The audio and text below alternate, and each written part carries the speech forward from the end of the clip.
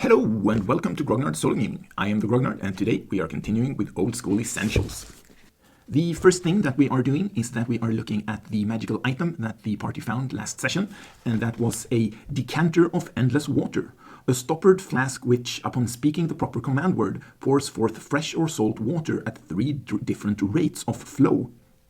And you can make it a stream, a fountain, a geyser, and you can use it to attack, and it has a 20-foot range inflicting 1d2 damage per hit. And you can use it to fill up spaces, and there is some more information about it. And this item, the way that I'm thinking is that it is going to be very good in the sense that the party is not going to have to carry drinking water anymore. So I'm going to have to calculate how much of the weight that they were carrying that was water and how much was food. And then instead of water, they are going to be able to carry more food. So, but that's going to be for next session, I think. And for this session, we have the usual 7 rations for the whole party that are being counted up there. And yes, I think that was it about the decanter of endless water, for now at least. Taking a quick look at the world map, the party started here on their first session in Paradise City. They moved to Blood Coast Island, where they had a few adventures, primarily with some bandits. And then they have moved on to the island here to the east, and that is called Crystal Dragon Island, and that is where they are currently located. And here is the zoomed-in version of Crystal Dragon Island, and the party, they are on their ship, the Sea Drake, and it is located right here. And they have been into the Crystal Pyramid twice now, and I am not thinking that they are going to go back again, but this time instead they are going to travel around, and then they are going to investigate Heart Tower.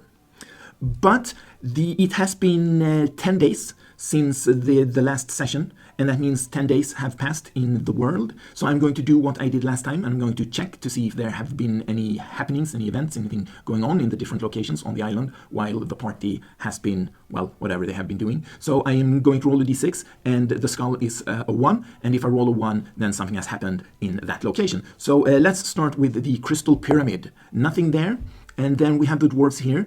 I'm going to have to fix a little name tag thingy for them so that I remember where they are. Let's see. Dwarves, nothing. Dragon Pond, nothing. Crystal Slime, nothing. And Heart Tower, nothing. Okay, so 10 days of nothing much going on this island. So the party, they returned to the Sea Drake on the 19th of January. And today it is the 1st of February. And that means that by the time they reach Heart Tower with the ship, it is going to be February the 4th. And I almost forgot, there was one thing that was left unfinished, sort of. There was a poor young mage with a talking frog familiar that the party, they met him outside the Crystal Pyramid, and he wanted them, I was going to say he asked them to, but that was not entirely true because the frog was doing the talking, but he wanted them to find a potion inside the pyramid that was hopefully going to cure him from being crystallized. And because the party, they ran away very bravely and very boldly when they were chased out of the pyramid by, I think they were 13 mutoids. So they just kind of forgot about that poor mage. So I am going to ask the grim question, did that mage or wizard, whatever he was, did he end up dying? And I'm asking the coin.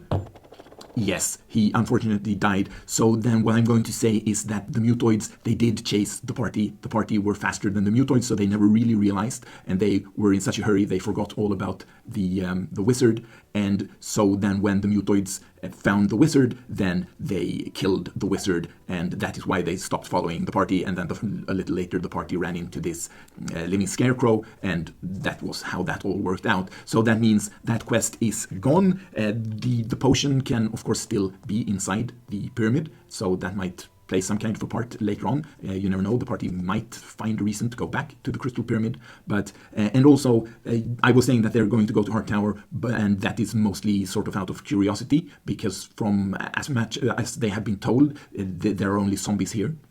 So the party, their real mission is to bring the islands into the kingdom on the behest of the king. And the way that I think that they are thinking of doing that is to talk to the dwarves, because the dwarves so far have been civilized and helpful, and the party, because they don't want to leave anyone from the party here, I think the plan is going to be to strike up some kind of a deal with the dwarves and bring the dwarves into the kingdom and then have the dwarves sort of rule this island. But we'll see how that all turns out. I don't think that's maybe going to be this session, but I'm thinking that is what the party is going to do in the future. But we'll see what happens when they reach Heart Tower. So, looking at the card for that side of the island from the Hex Dek, it says Heart Tower. When Adrian Hart meddled in cloning magic, he had no way of knowing it would mean his death.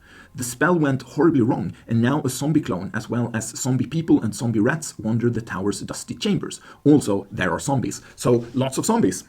And of course, but not the party, we know that the spell failed because the dwarves sabotaged something for Adrian Hart to make the whole thing go sideways.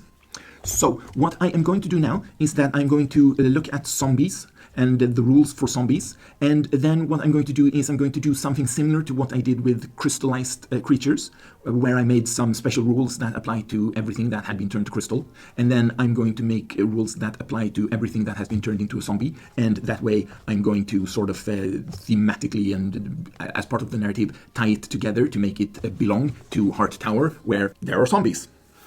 All right. Zombie, listless humanoid corpses reanimated as guardians by powerful clerics or wizards. And then we have some stats. And, well, then it says guardians, always attack on sight. Initiative, always lose, no roll.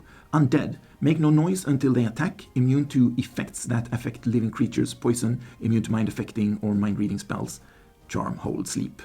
Right, so I think then what I am going to do is that I am going to just apply Guardians, Initiative, and Undead to whatever comes up that is not a zombie. Yeah, that's one, because the Initiative thing is going to make them weaker, but the Guardians thing makes them, well, not stronger, but it means that there is no roll then to see if they attack or not, which is a big problem for the party. Well, it might be. And of course, Undead is bad and makes them stronger because it makes them immune to things, and especially it is bad for the party because it means that Artaigon cannot cast sleep on whatever they encounter.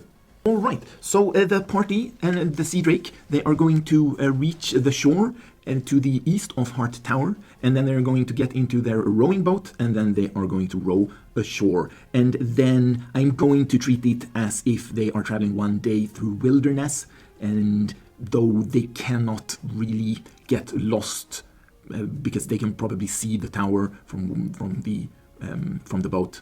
But let's see. The party decides course of travel. Losing direction, roll 1d6. Well, actually what I'm going to do, I'm going to roll a d12, and if I roll a 1, then they get lost. And a 9 means that they do not get lost. And then, let's see, wandering monster, frequency, and let's see. Well, the biggest risk is jungle, mountains, swamp, and I'm not going to care so much about the actual biome, so to speak, but because we know that this place is crawling with zombies, I am going to roll a d6, and on a 1, 2, or 3, there is a random encounter. And a 1, so that means there is a random encounter.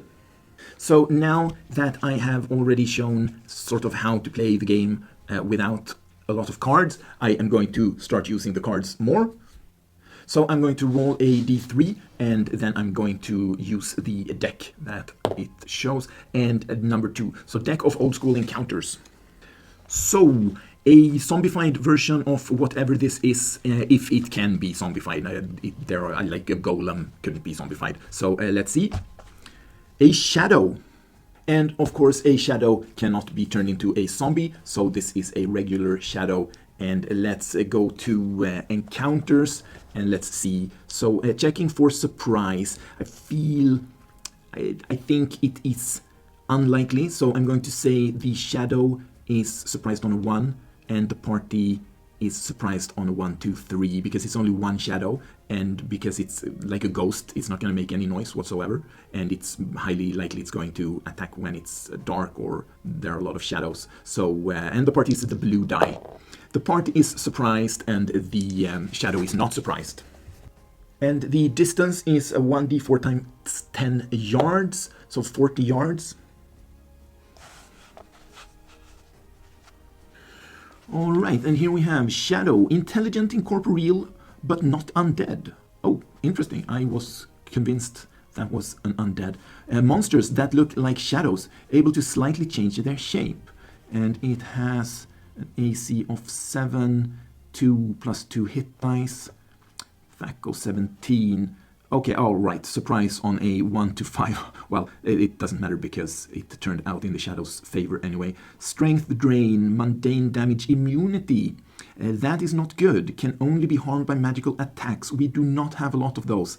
I think we are going to have to run. Spell immunity, unaffected by charm and sleep spells. All right. Yes, because the truth of the matter is that currently Curtis, he is able to, if he brings out his staff, he can imbue it with magical power so that it damages creatures that can only be damaged by magical weapons. But he is the only one. Now, I don't know if I am being stupid or I am missing something here, but it clearly said that when you are surprised, the distance is 1d4 times 10 yards, and that came out to be 40 yards. And then the rules say that shadows have a combat movement of 30 feet. So 40 yards, that would be 120 feet. That means it would take the shadow 4 rounds to reach the party, which just turns it into a very, very awkward surprise. The party goes, ah! And I'm thinking of this scene in Monty Python where he's running towards the castle.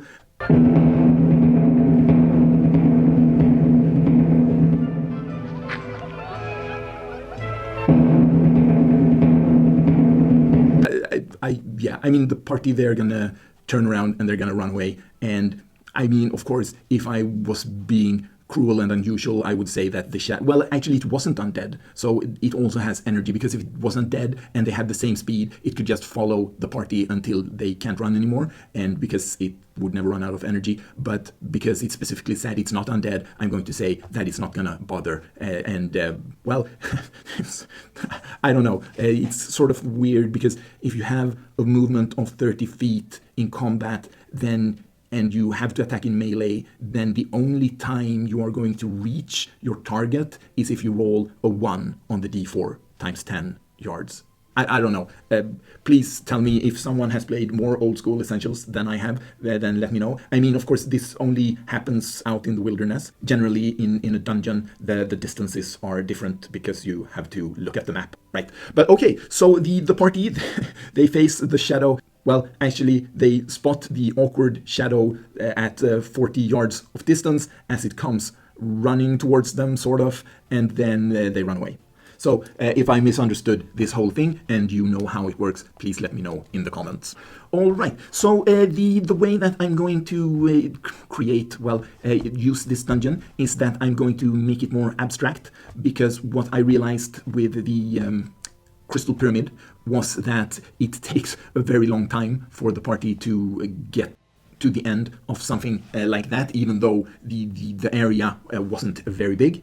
So I feel like everyone on YouTube has been going on about the 5-room dungeon since forever. So I'm just going to go with the flow, and I'm going to say that this is a 5-room dungeon, and so the tower has 5 levels. And I am going to use the deck of old school encounters, the deck of chests, and finally the OSR loot cards.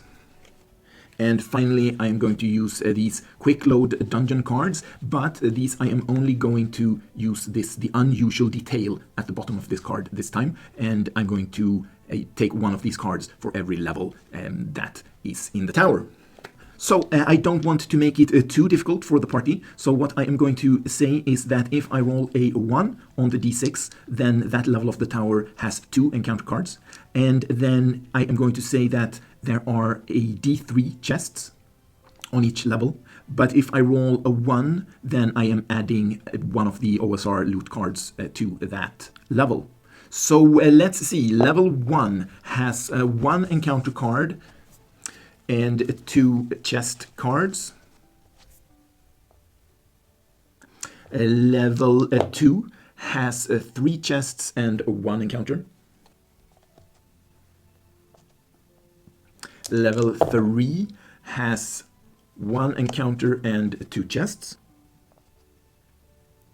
Level 4, 1 encounter card, 1 chest, and then I am going to cut this deck and whatever is on top. Right, and this spear weapon, it's not necessarily what is going to be on the other side. I think it's safe to say that it's not what's on the other side, because you can use the pictures separately from the text on the other side, so we don't know what that is.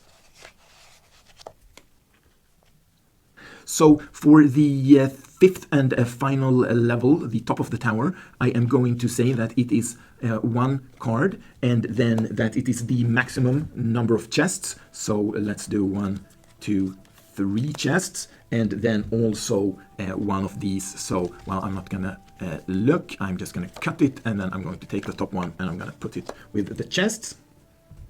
However, whatever this is for the 5th and final level, it is going to be this, and it's also going to be the zombified clone of, what's his name, Adrian? Well, Hart, the wizard. So in that sense, this is going to be sort of a double encounter, and that is number 5.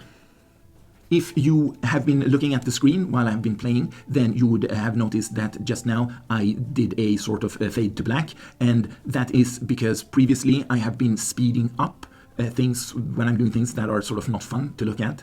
The problem is that my editing software really doesn't like the sped up portions of the video, and the more of those I have, the worse the software works, and to the point where I had to start editing the video in parts, and it would crash, and it really wasn't good. So even though I would like to show the parts where I do things sped up, I am going to instead just cut those out going forward, because it saves me a lot of time and headache with the editing software. So just so you know why it is like that. Okay, so the party, they run away from the shadow, and then they reach the tower, and they are going to enter the lowest level. And I don't think it's very likely that there are traps, because some of the zombies, they are not going to be very intelligent, not all of them at least, are going to be intelligent. And so I think as they are shuffling about, they would have triggered all the traps. So I'm going to say that this is a trap-free dungeon, a trap-free tower. And I almost forgot, I was going to add these as well for the unusual detail. So I am going to put a 1 there for a level 1, and then 2, 3, 4, and 5. All right, so let us see what the party is going to find on the first level of the tower. The encounter is an evil hag, hostile. She attacks with spells and long jagged claws. Flees if reduced to half hit points. Well, she is a zombified hag. So the way that I'm going to use this also is, I think this makes it pretty certain that Adrian Hart, what's his name? Adrian?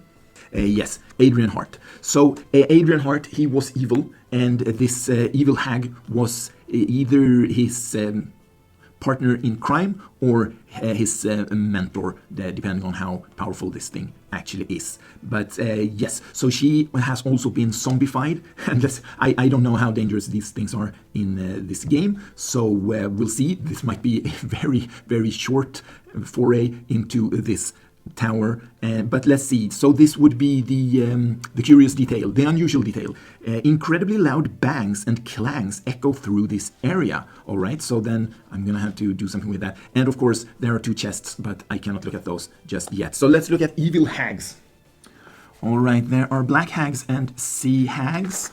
Yes. Okay, so I would say this is a this is a black hag and not a sea hag. Let's see then. Black hag, hideous crones, 8 feet tall, with blue-black skin and iron-like talons and teeth, dwell in desolate forests and swamps, ravenously carnivorous, love human flesh. Well, and I'm sure being turned into a zombie has only made that worse. Oh my, 8 hit dice, 36 hit points, 2 talons.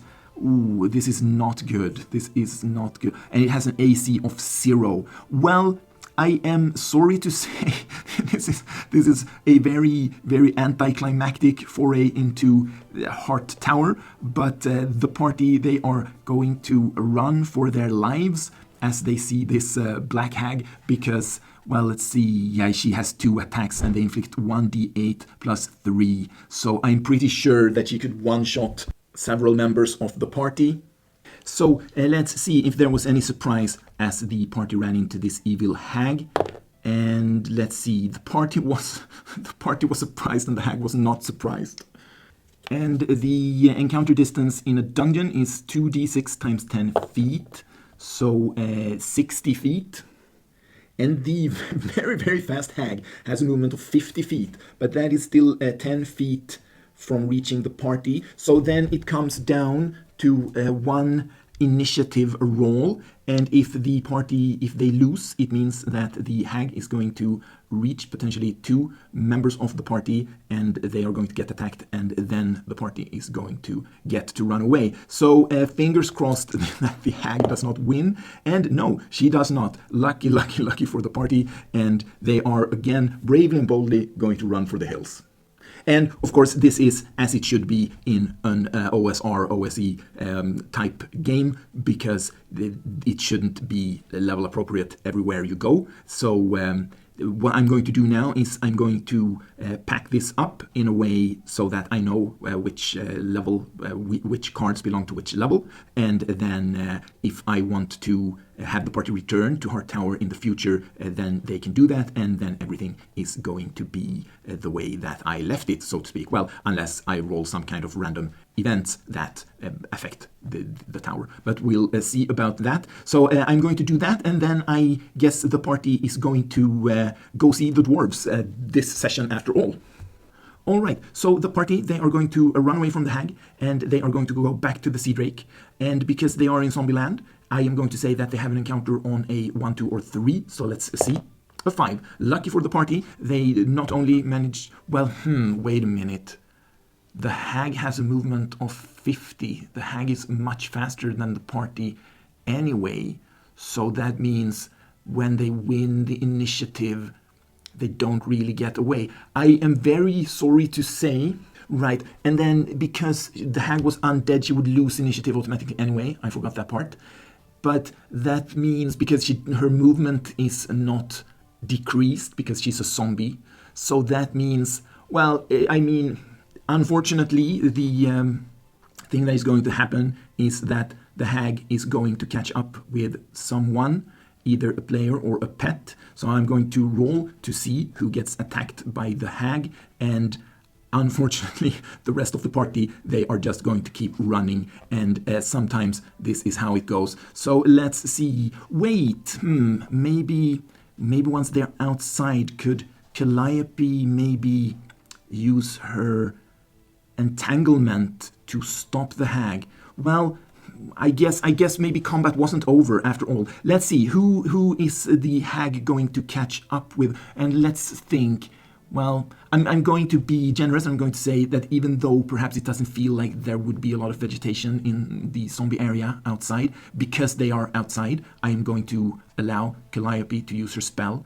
And, well, and then the hag, she lost the initiative. The party, they run 1 full movement away, and then it is the hag's turn. Well, I mean, nothing prevents Calliope from moving and casting a spell, I hope. I'm not going to look that up. I'm going to say that that's okay. So, okay, let's have Calliope cast the spell. Okay, so actually the way the entangle spell works is that if the creature fails its saving throw, then it can't move at all. But even if it succeeds, its movement is cut in half. So that means the hag becomes slower than the party, and Calliope can actually cast the spell well, maybe even 3 times because she's level 2. Well, technically, probably she can, because she has 2 spell slots of her own, and then she has the shield that casts that spell once per day. And I should have defined her second spell, but I haven't, so I'm going to say that she currently has 2 entangle spells to cast, and then 1 from her shield. So, Hag saving throw versus entangle spell at 2. All right, so that means that she is stuck in the entangling vines and the party, they are able to escape. Okay, so that means that they are going to go back 3 days to where they came from, and then they're going to travel into this hex, and they're going to look for Radagast the Brown and his merry men, the other dwarves that are there mining, and also they are trying to, they have a camp, and they are trying to grow the camp into more of a village in this square. So let's see. They restock when they are on the ship. That is perhaps some kind of magic, but never mind. And then it takes them 1 party ration die to get to the camp. And on a 1 or a 2, they have an encounter. A 5, so they have a no encounter. Okay, so I think Curtis is going to be the one doing the talking, and I think Calliope is the one that is going to be doing the thinking.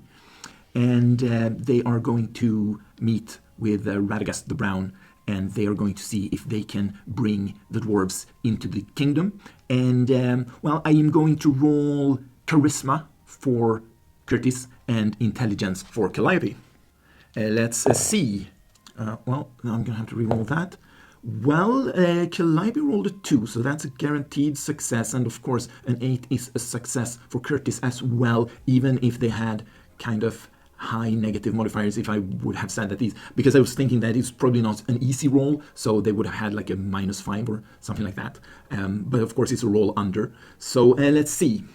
So even if I had applied a -5, that would mean Curtis succeeded by 3 and Calliope, she succeeded by 10. So for a druid, she is very knowledgeable when it comes to negotiating these types of things. Okay, so I feel like with rolls like that, the party, they are going to be successful. But what I'm going to do is I'm going to roll the blue and the red die. And if the red die comes out higher than the blue die, then it means that the dwarves are, well, they're not really to be trusted. So so let's see. Are they planning to, well, maybe backstab? They're maybe not. Well, are they trying to trick the players somehow? And I just realized that poor Tharos out here, he has been without a die this whole session. But let's see. Red die higher, the dwarves are looking to double cross the players somehow in the future, probably, and not really right now. But let's see. And no, actually, with a higher blue die, that means that the dwarves, they are indeed happy with this deal and this agreement. And well, actually, then I am going to make a roll for Radagast the Brown, and I am going to say, well, because Calliope, she rolled really, really well. Well, because he rolled a 2. If he manages to roll a 1, then he has managed to outsmart the party somehow. They're not going to double cross the party, but they have managed to make a deal that is really good for the dwarves, and that means that the king, well, the king or his knights, that they are going to be unhappy with what the party has done. But it's only on a nat 1. An 8, well, it was close. But okay, so that means that indeed Curtis and Calliope, they managed to make a good deal with the dwarves, and the dwarves are actually happy to become part of the kingdom, because it means that they can get help from Paradise City to start establishing their well, turning their camp into more of a village and eventually even a city. And also, right, there was the question of the owl bear, but I don't think that is going to count. I mean, if the party, if they tell the dwarves that they have killed the owl bear, then the dwarves are going to be happy, because we did learn last time that the owl bear had been killing their cattle, I think it was. So maybe that was one of the things that sort of won the dwarves over even more, because they were already on good terms. So all right, I feel like that was quite a success for the party, and I think that also means that they are done with Crystal Dragon Island for now, and so they are going to travel. Well, and I had an idea actually, because on a Blood Coast Island there was the maybe like that. Right, Blood Coast Island, there was the Bone Golem Cave, and also there was a standing stone that had inscriptions written in the language of giants. And no one in the party could read the giant language. However, now they have found coins with the comprehend language, the spell comprehend languages on them, on the coins. So they could use the coins to read what it says on the standing stone. And also, Grimolkin, she has researched the spell, and I can't remember the name right now, but what it does is that it animates a lot of undead that can fight on her behalf, but it requires that there are a lot of dead bodies, obviously. And the thing is that the field of glowing bones is full of dead bodies, so perhaps they can use this new spell in order to overcome the bone golem. Also, they know that it's there, so they can attack it from a distance, probably, because the bone golem, even though it's dangerous in close combat, it's not going to be able to attack from a distance. So if they can ambush it and use ranged weapons and this mass animation spell, then perhaps they can defeat the bone golem and investigate the cave that the golem was guarding. So I think that is, and also actually, now that I think about it, they were invited by Gretchen to visit her at her hut. So I think, because that feels like it's something that could be potentially quick and easy to do. So probably then they can go to Gretchen's hut, and then they can go to the field of glowing bones, and then I don't think that there is going to be any purpose trying to get into the cave this session. But so let's have the party travel with the sea drake to Gretchen's hut. Okay, so that means that on the 10th of February, the party, they spoke to the dwarves, and then they go back to the sea drake, and then, well, actually I should make an encounter roll as they go back to the sea drake. A 2, that means an encounter. So let us see, what kind of an encounter are they going to have? They are going to have a number 1 type of encounter. And that means that we are rolling on the random crystal field encounters. And let's see, 1d6, a number 2. 1d3 plus 1 dwarves mine massive crystals. Oh, right, okay. So, okay, they run into one of the groups of dwarves that have been sent out from the camp in order to mine. And, well, because they are friends and allies at this point, there is no risk of that turning ugly. So they just exchange a few pleasantries, and perhaps the dwarves have something interesting to say about what they have seen in the area, and then the party, they are just going to move back to the sea drake. And once they get on the ship, they go west, and then they are going to pass through one deep water hex, and that means that I have to see if they get lost. So let's see. The party decide their course of travel, and then we check to see if they lose their direction. And they have a navigator, and he even has a name, but I can't recall his name right now.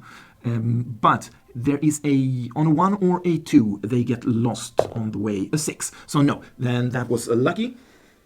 And I almost forgot, but when they travel through a deep water hex, they also need to check for a wandering monster or an encounter. So let's see, on a 1 or a 2, there is an encounter. A 3, so lucky. That means that they pass through the deep water hex without any incident. All this traveling is sending the party far into the future. They arrive at Gretchen's hut on the 17th of February. So let's see, because, well, I mean, I wouldn't go as far as to say that Gretchen is a friend, but, well, let's just do this and use the coin.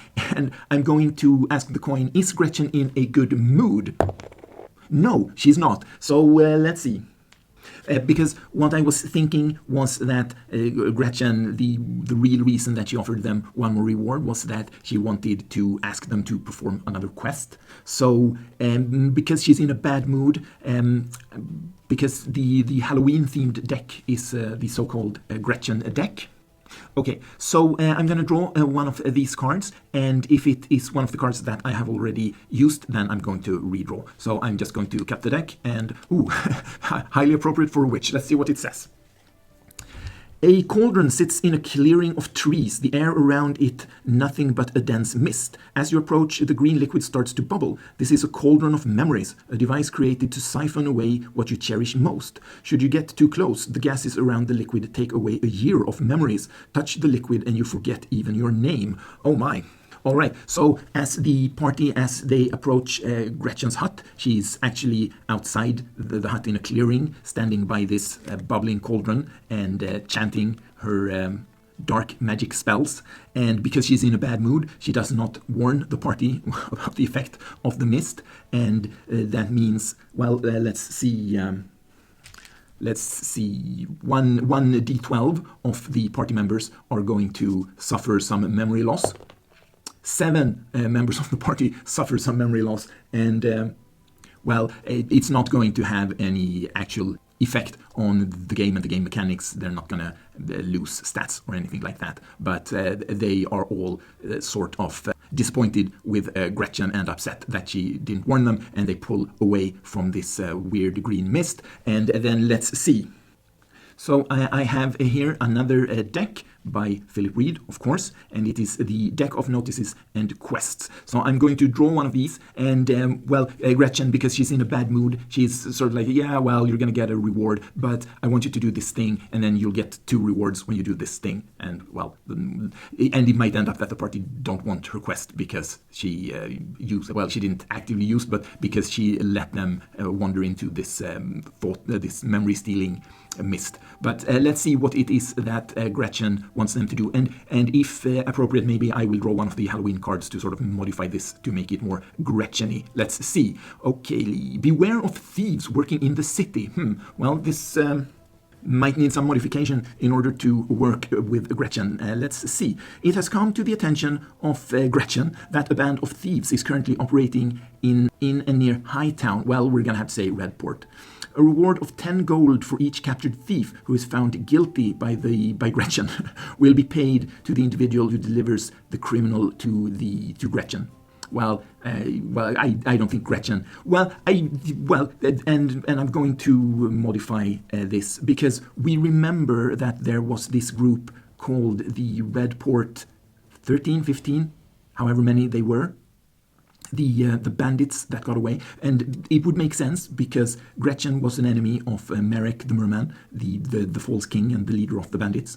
So if she has found out that some of the bandits got away, and maybe her vendetta is against all of the bandits, then she would want the party to deal with the rest of them. So well, let's see. Well, I'm going to because I feel like that is a much more interesting idea. So I'm going to, well, right, and there is this also, the Prison of Blood, because I feel like I'm going to randomize where we're going to place this the group. But let's see. I'm going to read the last part here. Anyone possessing knowledge of the band of thieves, especially information on where they may be hiding in or near Redport, is encouraged to come forward and speak to Gretchen today. There may be a reward for such information. Well, and I feel like Gretchen has the information, and she wants the party to kill the bandits, and she doesn't want them brought back alive, so she is going to ask for their heads, probably,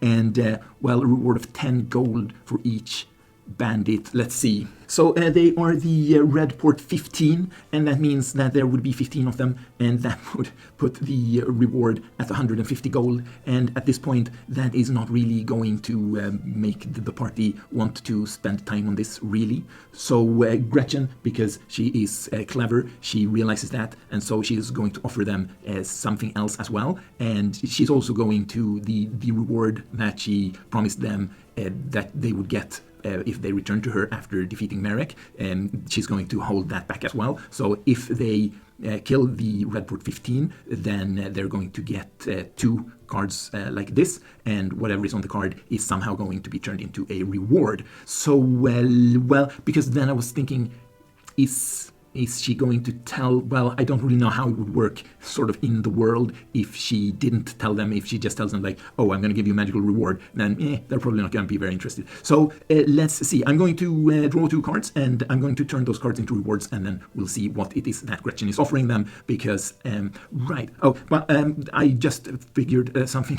Well, I just remembered something, but I'm going to deal with that after this. So I'm going to cut the deck as usual, and there is some kind of an interesting tree, and then here there is some kind of candy.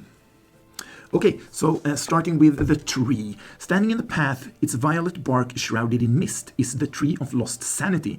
With a yawn, your eyes find the sign beside it. It reads, "Leave this place. Those who rest beneath these twisted branches lose their minds with terror from the dreams. If you wake at all, you'll wish you hadn't. The only way to prevent..." There are more words, but your leaden eyes are having trouble focusing. Okay, so I'm going to say that this is... it's a seed that the party, they will be given a seed, and if it is planted and watered, then it instantly sprouts into this big and weird tree with sleep magic and also probably the ability to hurt people in their dreams. And so it is going to be a powerful sort of one-shot ally or creature that they're going to be able to summon. And well, maybe Calliope is not thrilled to be summoning demonic trees, but some of the arcane casters, they are going to find this kind of interesting. So that is one of the rewards, and then the other one is a large cauldron sitting near the road attracts your attention for two reasons. It glows a pale yellow, and it is overflowing with sugary treats. Anyone who eats any of the candies in the cauldron suffers disadvantage on all saving throws until dawn. Worse still, a sorceress hag leaps from behind a nearby tree. "You're mine now," she cackles madly. She then attacks. Okay, so what I'm going to do with this, I'm going to reverse this, and I'm going to say that there are a number of candies. It's not like a big cauldron, but it's a smaller cauldron, and so it's small enough for someone to carry. And the thing is, if you eat the candies, then probably you get advantage on saving throws. And I'm thinking maybe you also get like the bless spell, so you can add a d4 +1 to attack rolls, something like that. But the hag thing is going to be Gretchen, sort of. So probably, and she's not going to tell the party, of course, but if you eat these candies, then you're going to be, the more candies you eat, the more of a friend to Gretchen you're going to become. So those are the magical rewards that she's going to offer the party if they kill the remaining 15 bandits from Merrick's band. And, well, I'm going to have to think about it a little bit to see if they are interested, but they are going to sort of pick that quest up.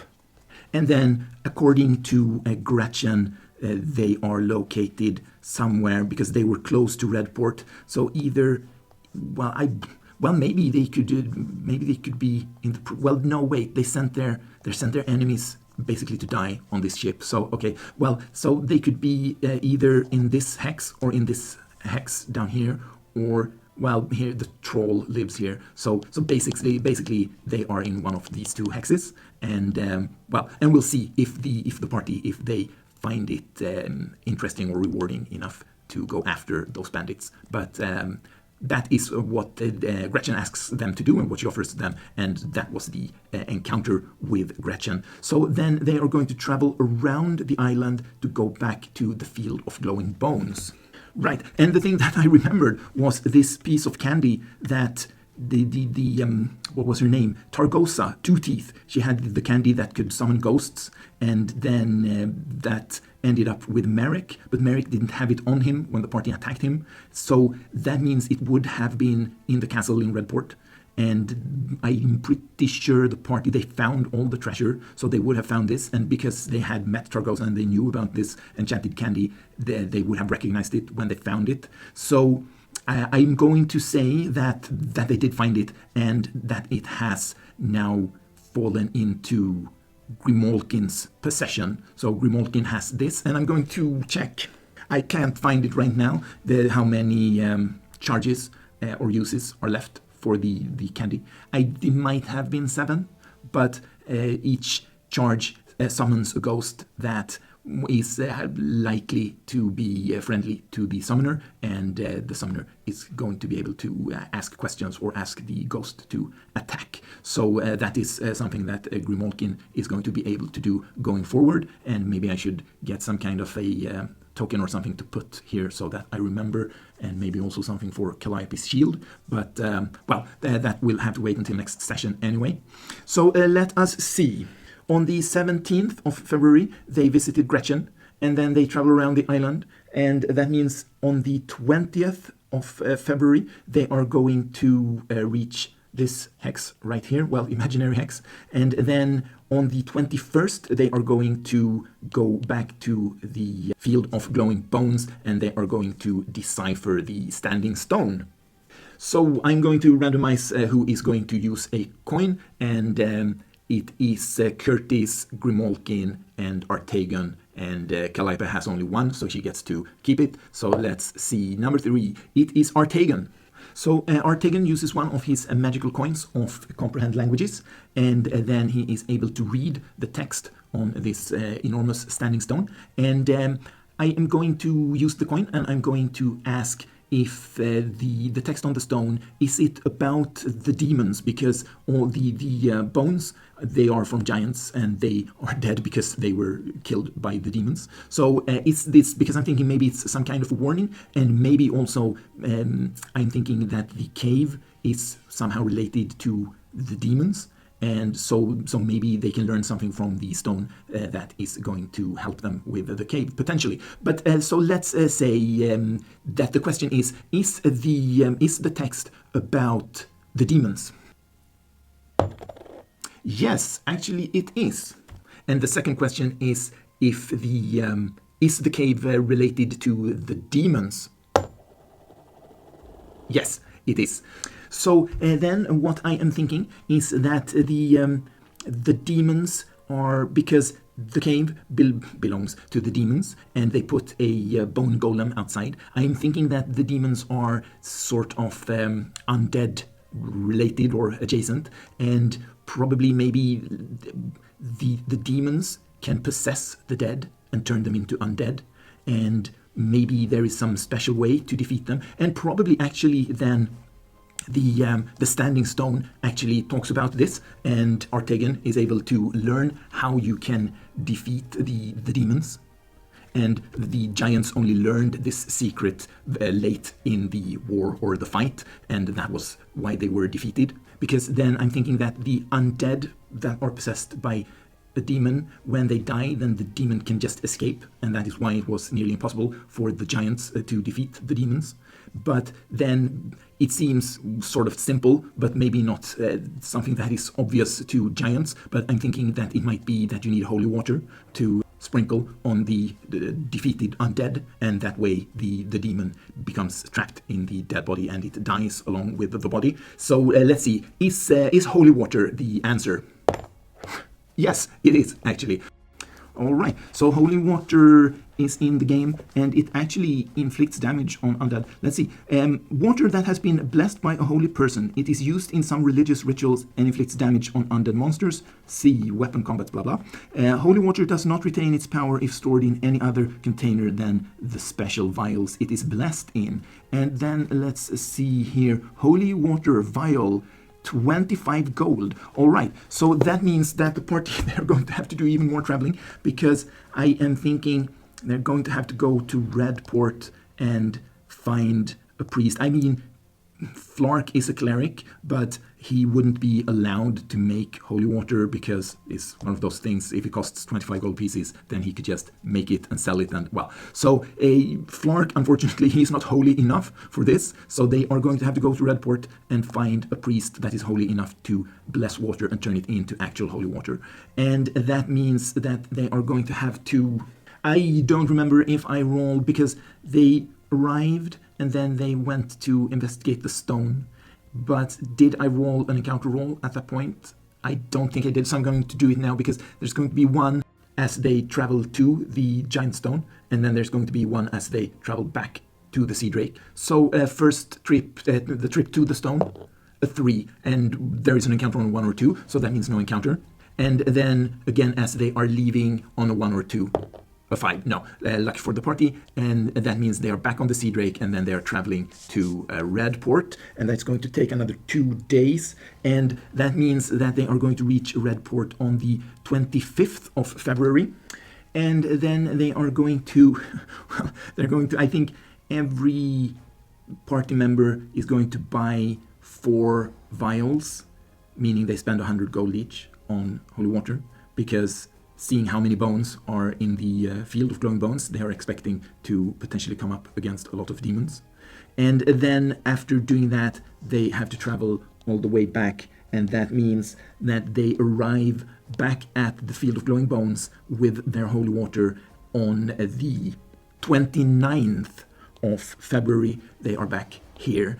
And well, that means, because today is the 2nd, and that means that according to the rules of this campaign, I would not be allowed to play this campaign for another 27 days. And I don't know, that would mean that there would be a lot of Curse of Strahd on the channel, I guess. So, well, maybe I will put it up to a vote if it is time to break this 1-to-1 calendar time. Well, we'll see about that. But they arrive there on the 29th, and that is where I am going to end this session, because there is, like I said, there is little point going into the Bone Golem Cave now, because I don't have that much time left to play. So with that, I thank you very much for watching, and hopefully I will see you in the next video.